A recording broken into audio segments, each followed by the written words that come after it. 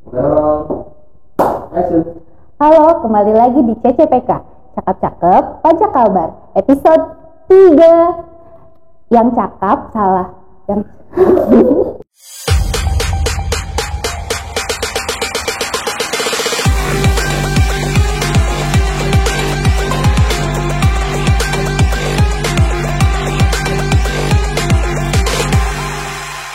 Halo, kembali lagi di CCPK, Cakap-Cakep Pajak Kalbar, episode 3.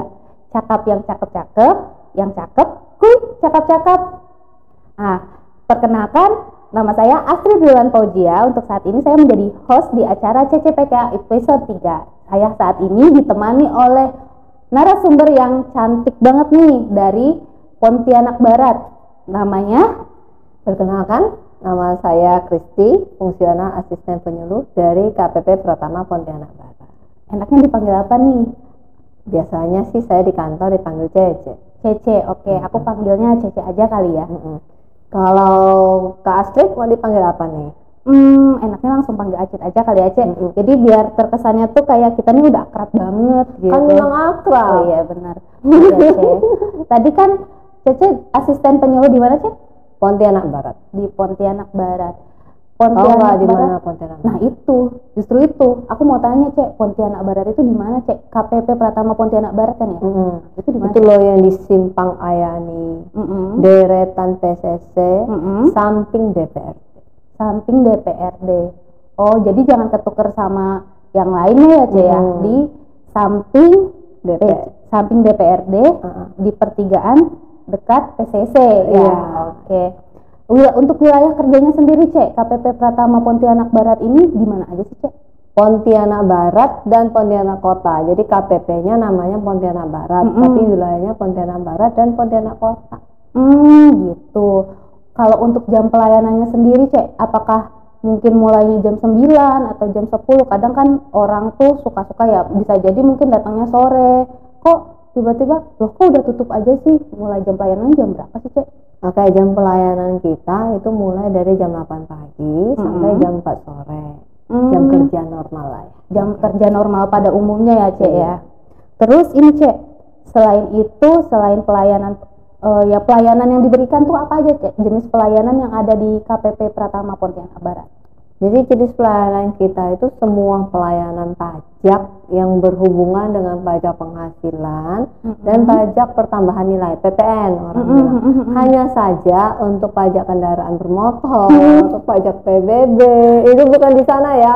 Banyak banget yang nyasar soalnya. Iya benar. Gak jarang loh, Cek, yang kayak gitu. Biasanya tiba-tiba, ini saya tuh tadi diarahin ke sini buat bayar pajak rumah katanya gitu. Padahal kan di sana bukan tempatnya bayar pajak rumah ya, Cek ya, kalau di KPP Pratama. Dan juga meskipun ini kantor pelayanan pajak, tapi bukan tempat pembayaran pajak.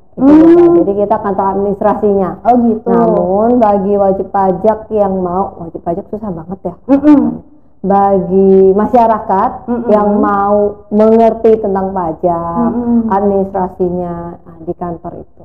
Tapi kalau misalnya kita mau, misalnya nih kan kita udah dibantu pelayanan di sana, misalnya kita tahu nih kurang bayar pajak kita berapa, bisa nggak, Cek, kita bayar di sana melalui, mungkin kita kan memang nggak bisa terima cash dong, Cek, karena kita bukan bank gitu. Ada media lain mungkin, Cek, seperti ATM mungkin yang disediakan kantor. Ada, kita bisa menggunakan ATM.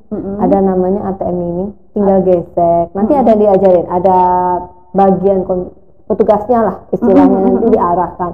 Kalau mau pakai ATM ini bisa, kalau mau misalnya merasa nggak bawa ATM mau ke bank bisa, kan banyak di sana. Ada Bank BNI di seberang ya. Misalnya ada Bank BCA agak jauh sedikit. Karena dia pas di simpang situ kan ya, Cek ya. Sangat strategis. Oh ya, Cek, kan kondisi lagi pandemi nih, Cek. Kadang ada nih nggak sedikit masyarakat itu yang takut untuk datang ke kantor. Nggak sedikit yang istilahnya, aduh ini saya jadi males nih ke kantor pajak karena kondisi lagi pandemi, saya khawatir terpapar COVID. Ada nggak sih, Cek, layanan yang kita nggak perlu tatap muka untuk ketemu sama petugas pajaknya? Ada, cuma takut COVID ya, bukan takut petugasnya. Takut COVID lah, nggak mungkin takut petugasnya cantik kayak gini kan ya. Siapa tahu petugas ke kantor pajak aja udah serem, udah bilang begitu. Nah, kalau untuk pelayanannya kita ada pelayanan online. Jadi ada namanya WA Helpdesk. Nanti kita kasih nomornya. Oh, ada. WA Helpdesk, jam pelayanan juga jam 8 sampai jam 4 sore. Kemudian kita juga ada namanya YouTube channel. Pajak Ponti Barat. Ada juga Instagram. Mengikuti perkembangan zaman. Ada juga Twitter. Nah, nanti berarti semua informasi akan kita berikan di sana. Jadi, tapi kalau Instagram, Twitter kan masih agak satu arah ya. Betul. Meskipun bisa ditanya sih di sana ya. Nah, tapi mau agak langsung itu berarti WhatsApp. Oh, biasanya itu online berarti ya petugasnya online. Tapi yang lain juga online pasti dibales. Hanya mungkin agak lama. Kan gitu. Ada adminnya. Oh gitu. Oke. Sama ini Cek, yang biasanya masyarakat bingung nih. Gimana kita tahu kalau misalnya kita ini terdaftar di KPP Pratama Pontianak Barat? Kadang kan yang masyarakat pada umumnya tahu itu, oh saya di kelurahan ini biasanya. Kalau misalnya kelurahan Sungai Jawi, kelurahan Palima, biasanya ngeceknya selain dari kelurahan bisa lewat apa lagi sih, Cek? Nah, caranya apa nomor identitas kita? NPWP? Bukan. KTP. Oh iya. Dia KTP aja. Jadi di KTP kan ada Pontianak Kota, Pontianak Barat. Yang berarti yang di semua yang di Pontianak Kota, Pontianak Barat pasti ke KPP Pratama Pontianak Barat. Nah, selain itu yang namanya Pontianak, selain itu berdua ke KPP Pratama Pontianak Timur. Oh gitu. Jadi KPP Pratama Pontianak Barat ini hanya menyediakan untuk masyarakat dengan kecamatan di Kecamatan Pontianak Kota dan Pontianak Barat gitu ya. Tapi kalau misalnya ada nih dari luar kota, kebetulan dia ditugaskan di sini nih, maklum lah ya, banyak yang perantau masuk Pontianak gitu. Saya juga. Nah, perantau nih ceritanya. Ini bisa nggak sih konsultasi di kantor pajak Pontianak Barat? Bisa. Kalau konsultasi kita tetap terima konsultasi. Hanya saja kita yang nggak bisa itu bantu buka data. Namanya kan KPP administrasi ya. Kalau administrasi berarti kita bicara tentang administrasi, data. Seperti SPT tahunan, kalau misalnya wajib pajaknya jauh, dia pengen dibantu. Lagian SPT kan online. Nah, bisa dibantu. Hanya saja memang untuk beberapa pelayanan yang berhubungan dengan data itu nggak bisa. Oh gitu, berarti kalau misalnya untuk melayani terkait mungkin pelaporan, konsultasi terkait secara umum bisa ya Cek ya. Oke, nah ini Cek, ini kan awal tahun nih 2022, apa nih yang lagi ngehits di pajak ini? Lagi ngehits. Yang ngehits kita pikir. Yang ngehits PPS. Sama SPT tahunan kan rutinitas ya. Tapi kalau PPS itu baru ceritanya baru. Boleh Cek jelasin singkat aja, PPS itu apa sih? Kalau PPS orang-orang suka bilang TA2 tax amnesty. Tapi gitu. Sebenarnya beda ya. Kalau PPS itu bukan tax amnesty 2, tapi dia lebih ke pengungkapan sukarela. Berarti dari namanya bisa kita ketahui bahwa kita mengungkapkan harta secara sukarela. Oh gitu. Teknisnya silakan ke KPP. Nanti kita jelaskan. Siap deh Cek. Nah tadi kan satu lagi tuh ada tuh Cek tentang SPT tahunan ya Cek. Nah SPT tahunan ini seperti apa Cek maksudnya? SPT tahunan ini wajib sifatnya bagi setiap wajib pajak atau masyarakat yang sudah memiliki NPWP. Jadi udah punya NPWP nih, udah punya kartu, udah lama nggak gua pakai, udah nggak kerja lagi di sana, misalnya nih banyak yang kayak udah nggak kerja lagi di sana, udah taruh aja. Jadi kartu NPWP itu sekali dibuat itu berlaku seumur hidup. Oh gitu. Berlaku seumur hidup. Jadi meskipun dulu buat di kantor A, kemudian ceritanya udah keluar dari kantor A, pindah ke kantor B.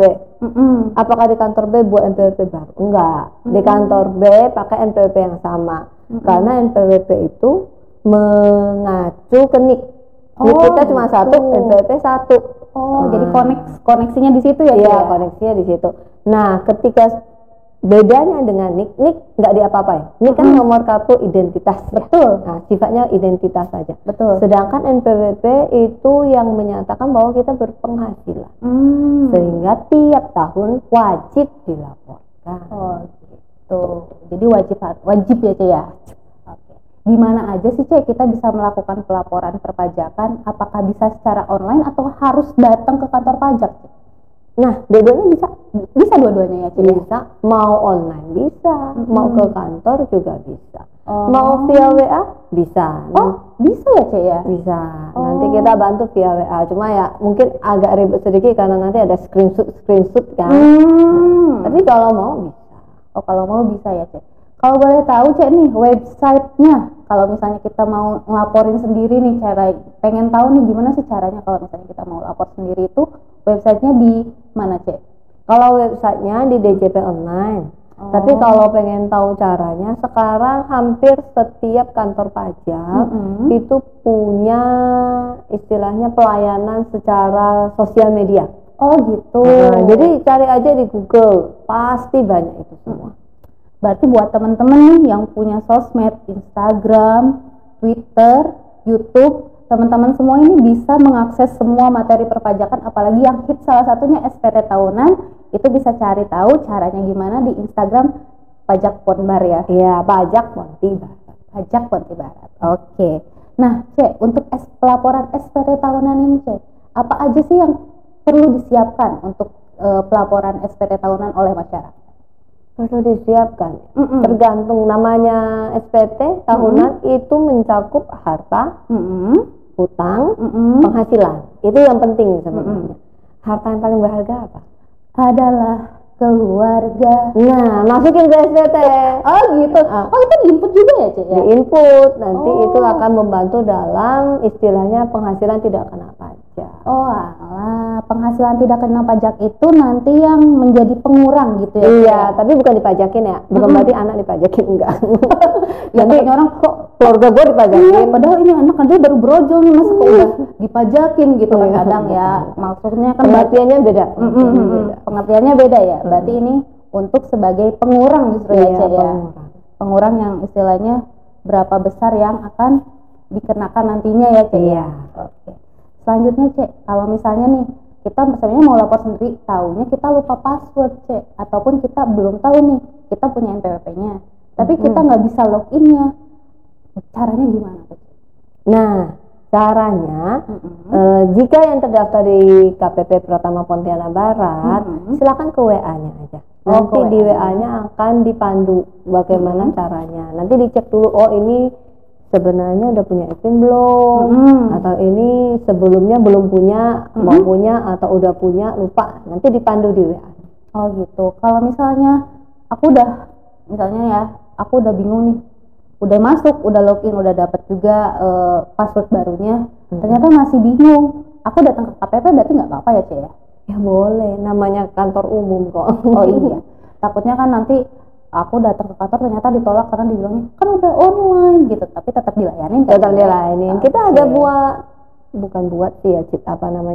ya, buka stand, bukan stand juga kita di ruangan itu. Apa ya sih itu namanya? Pokoknya ada ruangan khusus lah istilahnya, ruangan khusus buat yang mau lapor SPT, mau tahu tentang PPS tadi, pengungkapan sukarela itu juga ada. Oh berarti ada booth-nya gitu ya? Ah iya, booth ya. Oke, ada booth-nya tersendiri gitu ya untuk tanya terkait dua topik hits awal tahun 2022, SPT tahunan dan PPS gitu ya. Nah, sama halnya pelaporan nih Cek.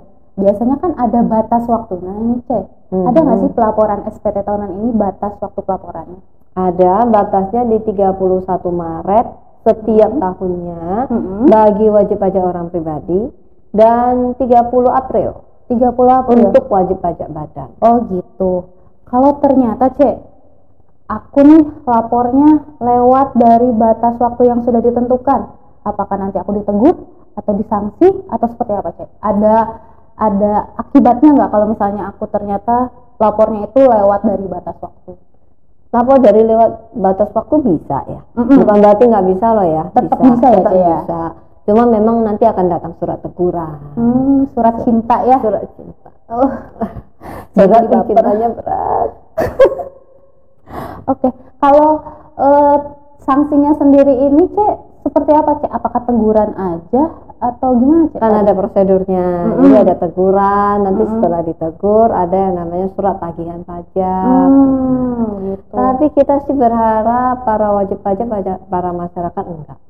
Tapi biasanya itu kan fullnya di 31 Maret. Oh banyaknya ya. Ramai banget ya, yang sampai tiba-tiba error, terus tiba-tiba ternyata dia belum setor, nanti bolak-balik ternyata banknya penuh. Iya, jadi kita himbau supaya pelaporannya itu sebelum 31 Maret. Oh Oke, gitu. Lebih cepat, lebih baik. Iya, oke. Nah Cek, selanjutnya ada pertanyaan titipan nih Cek dari banyak masyarakat. titipan. Katanya gini Cek, kalau misalnya nih, saya nih sebenarnya udah nggak bekerja, dan saya pun sebenarnya udah nggak berpenghasilan, NPWP masih ada, saya tetap harus lapor atau nggak usah Cek? Karena kan sebenarnya aku udah nggak punya penghasilan apa-apa, masa sih aku harus tetap lapor gitu. Nah kita lihat ya, berpenghasilan apa tidak kan masing-masing orang beda. Betul. Kalau misalnya dia sebelumnya bekerja, kemudian saya bicara ini posisi sebagai wanita dia bekerja. Oke. Wanita karir aja ya. Kemudian dia menikah. Setelah menikah memutuskan untuk tidak bekerja. Berarti kan penghasilan dari suami. Betul. Nah, untuk wanita yang menikah bisa namanya ikut suami. Oh, ikut suami. Jadi NPWP si bunga kita sebut saja bunga. Sebut saja bunga. Tidak mawar, tapi sekarang kita pakainya bunga. Oke. Untuk si bunga ini NPWP-nya bisa dihapus atau dinonefektifkan. Oh, ditidurkan.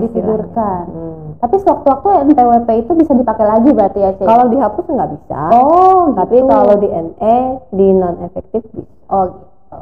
Oke. Tapi kalau untuk pria, sebut apa nih pria? Nggak ada ya? Nggak ada. Sebut saja siapa? Saya tidak tahu karena si saya Budi. Oh iya. Pak Budi. Yang namanya Budi, maaf, ini tidak mengacu kepada siapa. Ini hanya perumpamaan saja. Okay. Kita menggunakan nama yang ini Budi. Oh gitu. Oke. Nah, misalnya Pak Budi ini berpenghasilan. Kemudian ya pandemi dipecat. Ya kan? Dulunya kerja sebagai di salah satu pabrik, anggap saja. Kemudian dipecat, akhirnya jual gorengan. Apakah itu dianggap tidak berpenghasilan? Berpenghasilan sih Cek. Berpenghasilan. Itu tetap namanya berpenghasilan. Berpenghasilan itu artinya kita memiliki uang untuk makan keluarga. Nah itu namanya berpenghasilan. Bukan berarti pindah kerja itu tidak berpenghasilan, karena di masyarakat bilang, nah kan saya nggak kerja lagi di sana. Tapi kan bapak masih berpenghasilan untuk membiayai keluarga. Beda cerita kalau misalnya si A nih, bukan Pak Budi lagi nih. Oh si A sekarang nggak si A. Ini laki perempuan? Laki. Oh laki. Okay. Si A ini maaf kata ternyata kecelakaan. Cacat, atau misalnya si A juga katakan udah tua, kemudian dia dapat penghasilan dari anaknya, nah itu boleh kita NE kan. Oh gitu. Berarti sama halnya kalau misalnya WP ini pensiunan ya Cek ya? Pensiunan juga dilihat. Kan banyak pensiunan yang punya banyak penghasilan. Oh iya, itu sih Cek. Kita bicara di penghasilan, bukan di umurnya ya. Di penghasilan. Berarti di penghasilannya bukan di umurnya. Iya. Jadi kalaupun misalnya si Allah pensiunan, ternyata dia tabungnya banyak nih, rumahnya di mana-mana disewakan. Dia nggak terima gaji kan? Berpenghasilan nggak? Berpenghasilan karena dia sewain rumah. Gitu. Penghasilan. Berarti yang dilihatnya adalah penghasilan, bukan dia bekerja di suatu tempat atau tidak ya Cek ya. Oke, kalau gitu kita sudah sampai nih di penghujung. Gak kerasa kan Cek? Di penghujung podcast CCPK episode 3 ini. Mungkin ada satu patah dua patah kata yang mau Cece sampaikan ke masyarakat terkait dengan SPT tahunan, mungkin himbauan jangan lupa lapor atau seperti apa, boleh Cek? Oke, jadi saya menghimbau para masyarakat jangan lupa lapor SPT. Tolong jangan mepet-mepet. Tapi nggak apa-apa sih sebenarnya, tanggal 31 Maret nanti kita juga tetap melayani seperti biasa. tiap tahun kita juga melayani seperti biasa. Nah, namun alangkah lebih baiknya jika antriannya sepi, tempatnya masih AC-nya masih terasa, itu kan lebih enak ya ke kantornya. Betul. Nah, kemudian untuk program PPS menghimbau bagi masyarakat, ayo kita semua ikut program pemerintah ini karena program ini dari kita untuk kita juga nanti. Oke, tepuk tangan untuk Cece. Oke, kita tutup podcast CCPK hari ini. Cakap yang cakep-cakep, yang cakep, kuy, cakep-cakep. Dadah.